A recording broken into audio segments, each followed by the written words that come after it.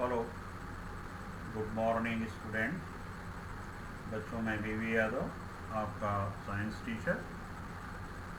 आज पढ़ाया जाएगा आपको स्थलीय अनुकूलन के बारे में।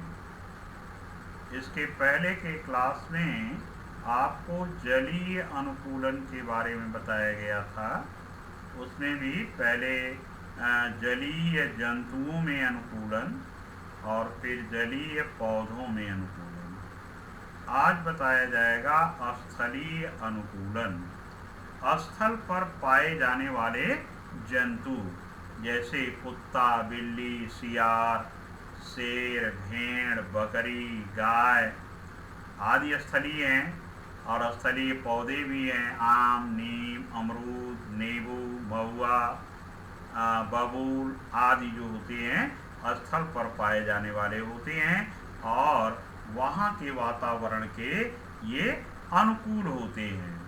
अब जो स्थल पर पाए जाने वाले जंतु होते हैं मुख्य रूप से 4 पैरों वाले होते हैं, यानी 2 अग्रपाद होते हैं और 2 पश्चपाद होते हैं।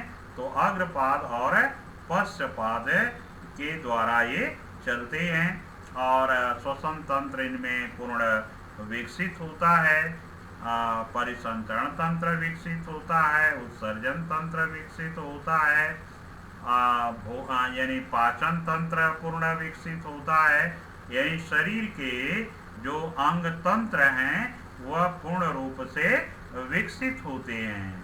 और जो पेड़ पौधे हैं, चाहे आम है, इमली है, बरगद है, पीपल है या नीम है, तो ये सभी पौधे की जो पत्तियां होती हैं वो बड़ी होती हैं, चौड़ी होती हैं, क्योंकि वहाँ पर इनके ज़मीन में जो है पानी की मात्रा पर्याप्त उपलब्ध होती है।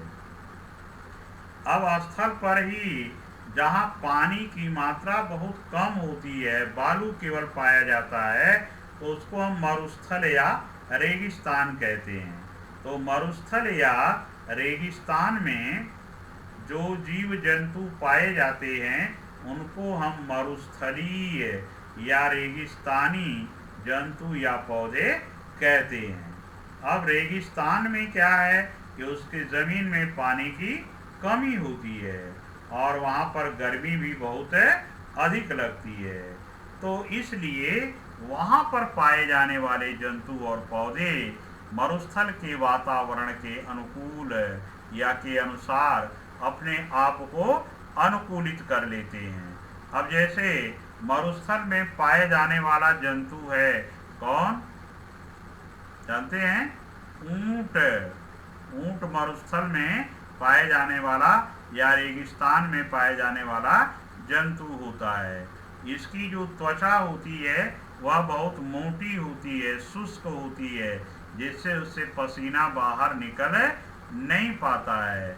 और इनके जो पैर होते हैं लंबे, पांव चौड़े और गद्दीदार होते हैं, जिसकी वजह से वे बालू में आसानी से दौड़ लगा सकते हैं। और ये ऊंट जो होता है वह 1 महीने तक बिना पानी पिए रह सकता है और एक बार जब वह पानी पीता है तो लगभग वह 30 से 40 लीटर तक पानी पी जाता है। और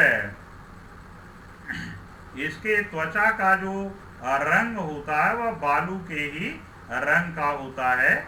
और ये राजस्थान में पाई जाने वाली कटीली झाड़ियों की पत्तियों को खा करके जीवित रह लेता है और अपने शरीर का जो टेम्परेचर है वह इस तरह से गर्मी के अनुसार अपने आप को मेंटेन कर लेता है, जिससे वहाँ पर वह जीवित रह सके।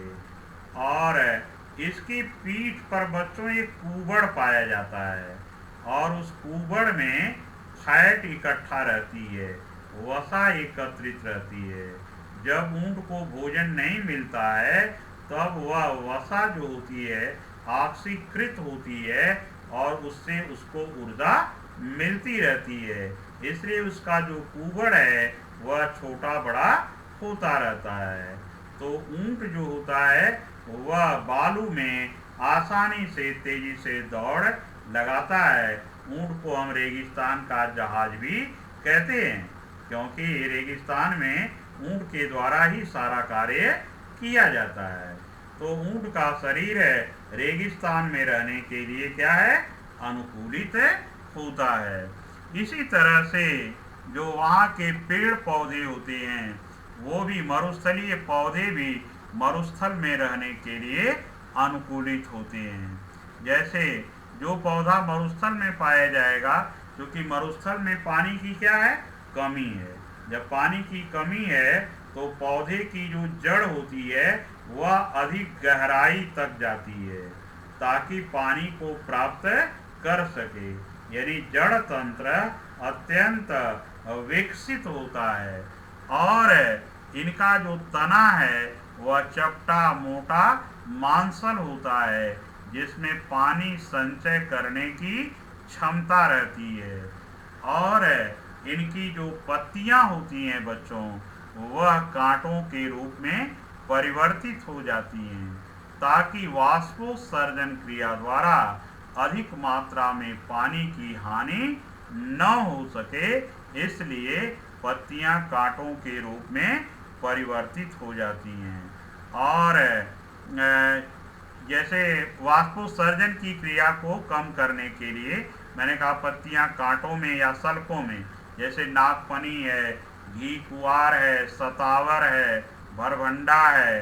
पत्तियों में जो स्टोमेटा होते हैं वो धंसे हुए होते हैं, उन पर हेयर्स पाए जाते हैं, जिससे कि पानी का वाष्पोत्सर्जन बहुत ही कम हो सके।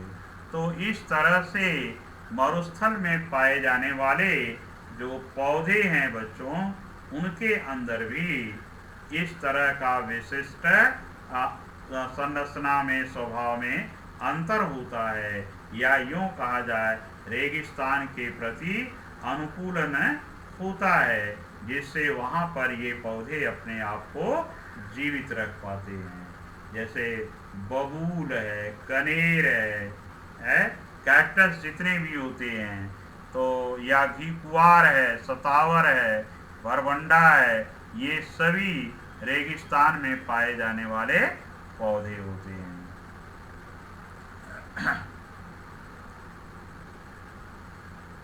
तो इस तरह से बच्चों हमने ये आपको बताया कि स्थल पर पाए जाने वाले और मरुस्थल में पाए जाने वाले जंतुओं और पौधों में किस प्रकार से अनुकूलन होता है।